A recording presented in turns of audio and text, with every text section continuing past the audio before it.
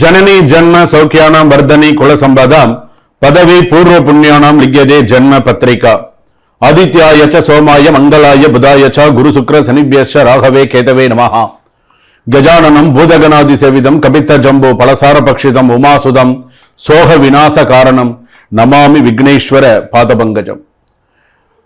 உலகெங்கும் வாழக்கூடிய next gen நேயர்கள் அனைவருக்கும் வணக்கம். நான் உங்கள் டாக்டர் வி ராஜ்குமார் சிவாச்சாரியார் பேசுகிறேன். எல்லாரும் எப்படி இருக்கீங்க? நலமா இருப்பீங்க நம்புறேன். தற்போது நாம் பார்க்கக்கூடியது இந்த வார ராசி பலன் எப்படி என்று சொல்லக்கூடிய வகையிலே திங்கட்கிழமையிலிருந்து ஞாயிற்றுக்கிழமை வரைக்கும் வார ராசி பலன் எப்படி இருக்கு அப்படிங்கிறத நம்ம தெரிஞ்சுக்கிறோம். அதாவது வாழ்க்கையில் நம்ம நிறைய விஷயங்களை கடந்து வந்திருக்கோம். வாழ்க்கையில் நிறைய விஷயங்கள் இனி கடந்தும் போக போறோம். நிறைய விஷயங்கள் இருக்கு, பிளஸ் மைனஸ் நிறைய இருக்கு.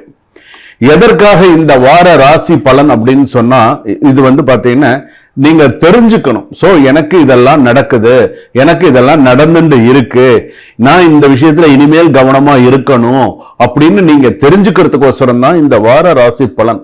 நீ இப்படி இருக்கணும், இதெல்லாம் உனக்கு மைனஸ், இதெல்லாம் உனக்கு பிளஸ், நீ இப்பெல்லாம் இதை செய், இதெல்லாம் இதை நீ செய்யாத, கொஞ்சம் கவனமா இரு அப்படிங்கிறதுக்கோசரம் தான் சொல்றது. 27 நட்சத்திரம், 12 ராசி, 9 கிரகம், இது நம்மளுடைய ஆளுமை.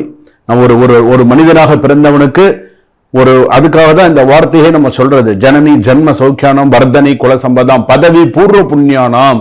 நீ பூர்வ புண்ணியம் பண்ணியிருக்கணும். நல்லதா இருந்தாலும் சரி, எந்த ஒரு விஷயமா இருந்தாலும் உன்னுடைய கர்மா பலன், உன்னுடைய ஜாதக பலன் இதெல்லாம் உனக்கு நன்னா இருந்து யோகமா இருந்தது அப்படின்னு சொன்னா அடுத்து ஒரு விஷயமா நீ சக்சஸ் பண்ணிட்டு வருவ. அதுக்கு பேர் தான் காலச்சக்கரம்னு பேரு. காலச்சக்கர திசை அப்படிங்கிறது அதனாலதான். ஒரு நேரம் காலச்சக்கரம் அது சொல்றோம் இல்லையா, ஒரு நேரம் மேல இருக்கிறோம், ஒன்னு கீழே வருவான், கீழே இருக்கிறவன் மேல போவான். காலச்சக்கர திசை அப்படின்னு பேரு. அப்போ அதனாலதான் சொல்றது, நாம செய்யாததை நாள் செய்யும், நாள் செய்யாததை கோள் செய்யும் சொல்லுவாங்க. கோள்னு கிரகம். சோ அப்ப இந்த 9 கிரகமும் இப்ப இந்த வார ராசி பலனுக்கு நமக்கு என்ன சொல்றது, நம்ம ராசிக்கு என்ன சொல்றது? இப்போ முதல் விஷயம் எடுத்தோம்னா அஸ்வினி நட்சத்திரம், பரணி நட்சத்திரம், கிருத்திகை நட்சத்திரம் 1ஆம் பாதம் வரையில மேஷ ராசிக்கு எப்படி இருக்கு அப்படிங்கறத நம்ம தெரிஞ்சுக்க போறோம். சோ முழுமையா வீடியோவை கடைசி வரைக்கும் ஸ்கிப் பண்ணாம பாருங்க. அப்பதான் இடையில நான் ஏதாவது ஸ்லோகம் சொல்லியிருக்கேனா, சோ ஏதாவது அந்த ராசியை பத்தின விஷயங்கள் ஏதாவது சொல்லியிருக்கேனா அப்படிங்கறது உங்களுக்கு முழுமையாக நீங்க தெரிந்து கொள்ள முடியும்.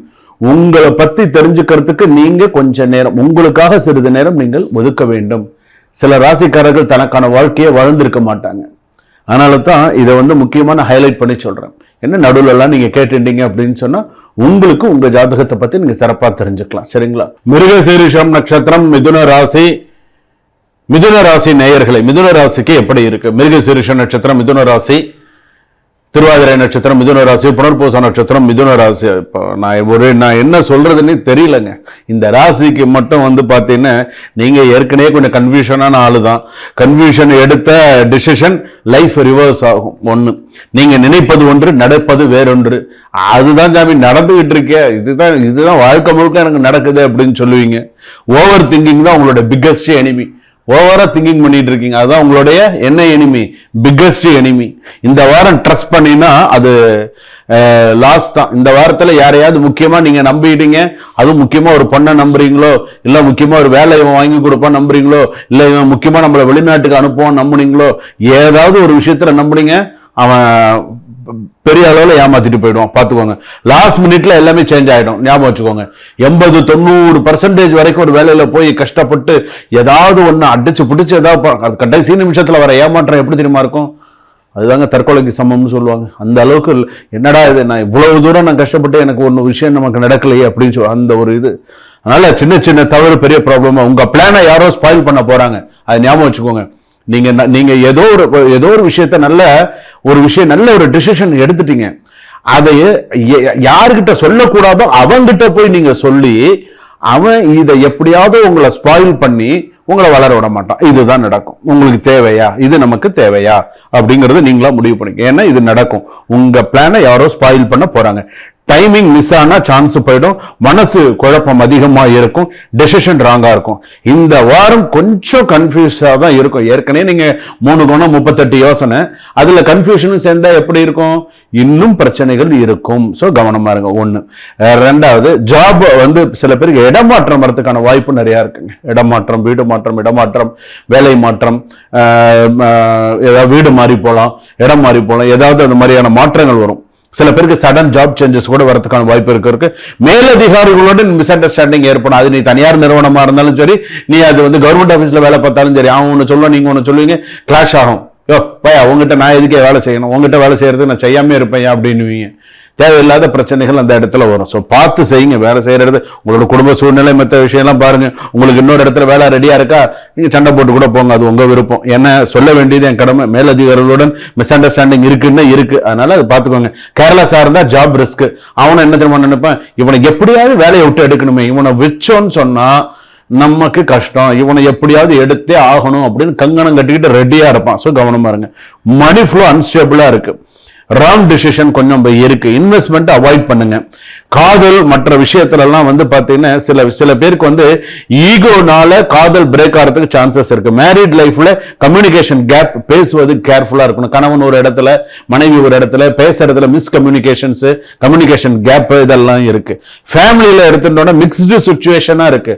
நல்லதும் கெட்டதும் மாறி மாறி ஃபேமிலியில இருந்துட்டு இருக்கு. எல்டர்ஸ் எல்லாம் வந்து பாத்தீங்கன்னா அட்வைஸ் பண்றாங்க, சில விஷயங்கள்லாம் அதே ஓடிட்டு இருக்குன்னு சொல்லலாம். கேஸும் கொஞ்சம் டிலேல தான் இருக்கு.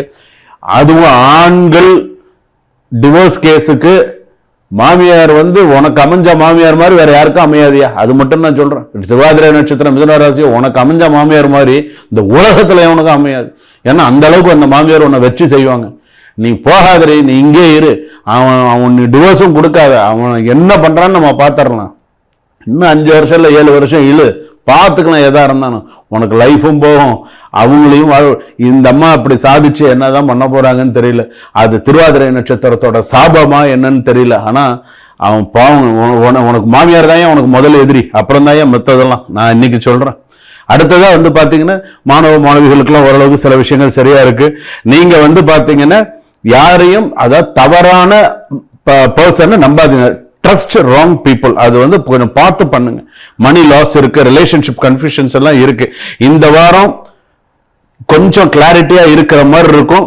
கரெக்டான டிசிஷன் எடுத்தா growth நல்ல உறுதியாக இருக்கும். புதன்கிழமை அன்னைக்கு விநாயகர் வழிபாடு பண்ணுங்க. விநாயகருக்கு அருகம்புல் சாத்தி, விநாயகருக்கு முடிஞ்சா ஒரு 12 தடவை விநாயகரை சுத்தி விநாயகருக்கு ஒரு நெய் தீபம் ஏத்துங்க. செல்வ கணபதியா இருந்தா இன்னும் சிறப்பு. செல்வ கணபதி, மகா கணபதி, ஏதாவது ஒரு உங்க வீட்டு பக்கத்துல என்ன கணபதி இருக்கோ அந்த கணபதிக்கு விளக்கேத்தி, நெய் விளக்கேத்தி வழிபாடு பண்ணுங்க. முடிஞ்சா 9 தடவை 12 தடவை சுத்துங்க. விநாயகர் பெருமானுக்கு அருகம்புல் சாத்தி வழிபாடு பண்ணுங்க. வாழ்க்கை சுபிக்ஷமா இருக்கும். மிதுன ராசிக்காரர்களை கவனமா இருங்க. இந்த வார ராசி பலன் இதுதான் நான் கணித்தது. சுபம். வாழ்க வளமுடன்.